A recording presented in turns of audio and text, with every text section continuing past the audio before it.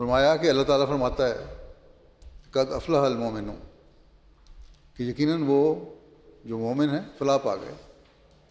اور ایسے ہی متقی کی زندگی کا نقشہ کھینچ کر آخر میں بطور نتیجہ یہ بھی فرمایا اللہ تعالیٰ نے کہ وہ اولئک هم المفلحون،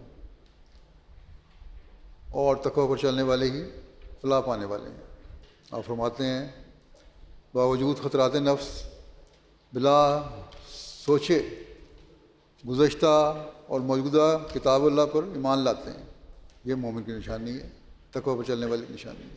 یہ نہیں دیکھتے کہ میرے نفس کو کیا خطرہ ہے، نہیں، بلکہ اللہ تعالیٰ نے جو کہا ہے کہ کتابوں پر ایمان لاؤ تو اس پر ایمان لاتے ہیں. اور پھر اس کا نتیجہ کیا ہوتا ہے؟ جب وہ اس حد تک اپنے ایمان کو کامل کر لیتے ہیں تو پھر ایک یقین کی حد تک پہنچ جاتے ہیں. اور پھر یہی وہ لوگ ہوتے ہیں جن کو اللہ تعالیٰ نے فرمایا ہے جو ہدایت کے سر پر ہیں، جنہوں نے ہدایت حاصل کر لی. وہ ایک ایسی سڑک پر ہیں جو برابر آگے جا رہی ہے، جس سے آدمی فلاح تک پہنچتا ہے. یعنی ایسے راستے پر چلے گئے جو ان کو فلاح کی طرف لے کر جا رہا ہے، راستہ کامیابیوں کی طرف لے کر جا رہی ہے وہ سڑک.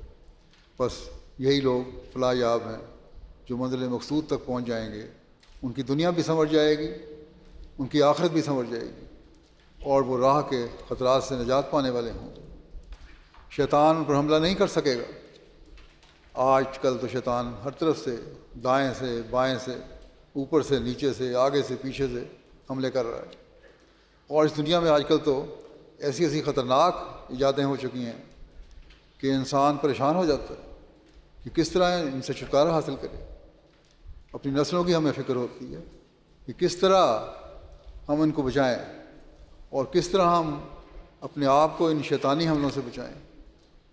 اس کا طریق یہی ہے کہ اللہ تعالیٰ پر ایمان لاؤ، اس کی عبادت کا حق ادا کرو اور حکموں پر چلنے کی کوشش کرو، تبھی ہمیں کامیابی ہو سکتی ہے.